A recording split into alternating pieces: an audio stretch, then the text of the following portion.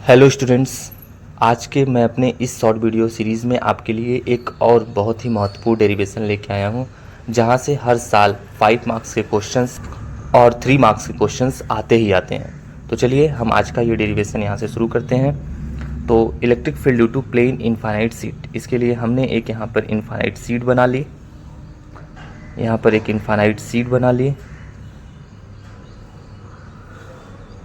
इस infinite sheet को हमने यूनिफॉर्मली चार्ज कर दिया। ठीक है, यूनिफॉर्मली चार्ज हमने इसको दे दिया, जो कि चार्ज इसके पूरे सरफेस पर यूनिफॉर्मली डिस्ट्रीब्यूट हो जाएगा।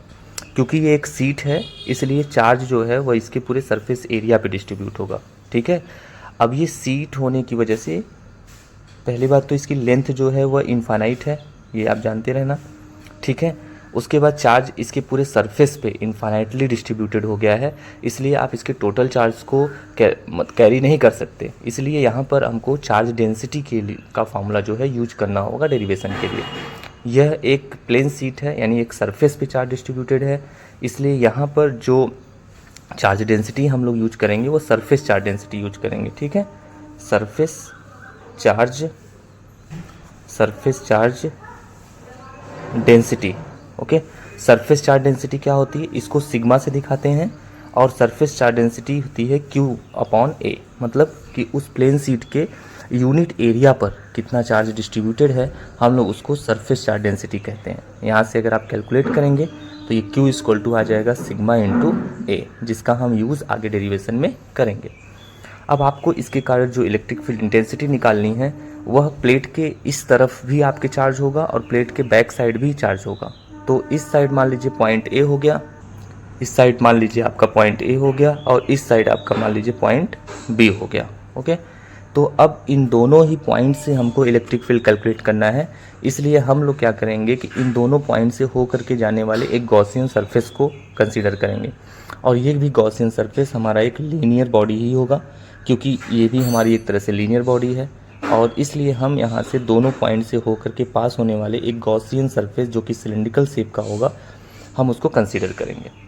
तो अब इस गॉसियन सरफेस में आप देख सकते हैं ये एक हमारा कर्व सरफेस है और ये हमारा लीनियर सरफेस है। इस सरफेस की डायरेक्शन जो है वह आउटसाइड इधर होगी, और इस वाले सरफेस की जो डायरेक्शन होगी वो आउटसाइड इधर होगी।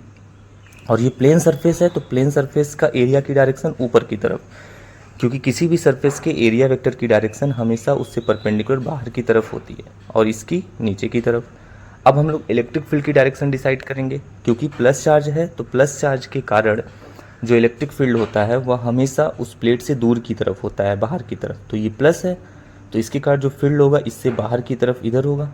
ठीक है, और यहाँ पर भी अब पीछे भी प्लस ही चार्ज होगा सीट के ना, इसको आप एक पेपर समझिएगा। ठीक है, समझिए ऐसे एक पेपर रखा गया है। ठीक है, तो इधर भी चार्ज आएगा और इधर भी चार्ज आएगा। ठीक है, तो इधर वाले के कारण जो फील्ड होगी वह इससे बाहर की तरफ इधर होगी।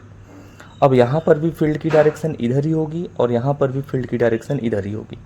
तो यहाँ पर और यहाँ पर 90 डिग्री का एंगल फॉर्म होगा। ठीक है, तो 90 डिग्री और यहाँ पर 0 डिग्री का एंगल फॉर्म होगा, क्योंकि दोनों सेम डायरेक्शन में। अब क्योंकि होता है हमारे पास phi equal to E A cos theta, तो कॉस 90 डिग्री की वैल्यू 0 होती है, और कॉस 0 डिग्री की वैल्यू जो है वह 1 होती है। इसलिए यहाँ पर 90 डिग्री होने के कारण जो फ्लक्स है वह 0 हो जाएगा, यहाँ पर भी फ्लक्स 0 हो जाएगा, लेकिन यहाँ पर एंगल 0 होने के कारण यहाँ पर फ्लक्स हमको मिलेगा फाई इक्वल टू ई ए, क्योंकि कॉस 0 की वैल्यू 1 हो जाएगी।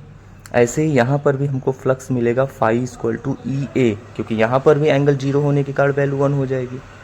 तो इस तरह से बेटा हमको नेट फ्लक्स कितना मिल जाएगा, नेट फ्लक्स। ठीक है, नेट फ्लक्स, तो नेट फ्लक्स जो मिल जाएगा वो मिल जाएगा हमको phi equal to phi 1 plus phi 2। Clear, तो फाई 1 क्या हो जाएगा, फाई 1 ई ए इधर मिला, और फाई 2 भी हमको मिला ई इंटू ए, जो कि इधर मिला। ठीक है, इस तरह से हमको टोटल फ्लक्स जो मिल गया वह मिल गया 2 इंटू ई इंटू ए। ठीक है, तो ये टोटल फ्लक्स मिल गया, ये किस तो मिल गया phi equal to 2 E A. Equation number first हो गया। क्लियर, अब अकॉर्डिंग टू गॉस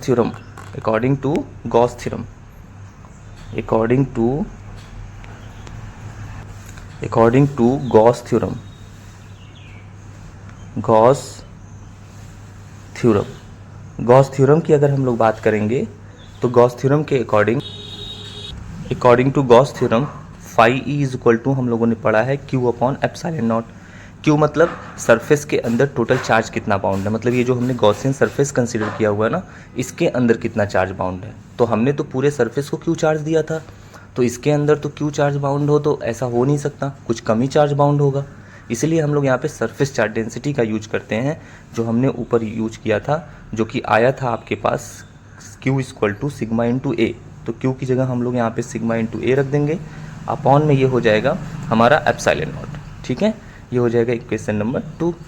अब इक्वेशन फर्स्ट और इक्वेशन सेकंड दोनों ही फ्लक्स के फार्मूले हैं, जो कि अलग अलग तरीके से यहाँ पे डिराइव करके लाए गए हैं, इसलिए ये दोनों ही इक्वल हो जाएंगे। तो हम लोग लिखेंगे from equation first and second.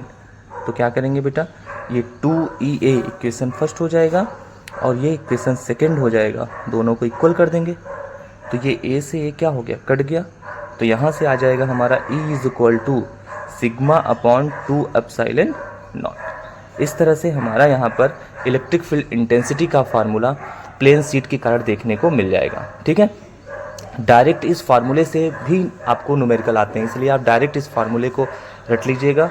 और ये बहुत ही इंपॉर्टेंट फार्मूला है, जो आपको 2 या 3 नंबर दिला के ही जाएगा, ये डेरिवेशन और इस फार्मूले से न्यूमेरिकल। ठीक है, अगर आपको हमारा वीडियो पसंद आया है, डेरिवेशन समझ में आया है, तो आप इसको लाइक और शेयर ज़रूर करिएगा, सब्सक्राइब भी करिएगा। और अगर आपको किसी दूसरे टॉपिक पर भी आपको डेरिवेशन चाहिए और अगर आपको समझ में आ रहा है, तो आप कमेंट बॉक्स में ज़रूर लिखिएगा, मैं उस टॉपिक पर आपको ज़रूर डेरिवेशन बना के वीडियो अपलोड करूँगा। Thank you.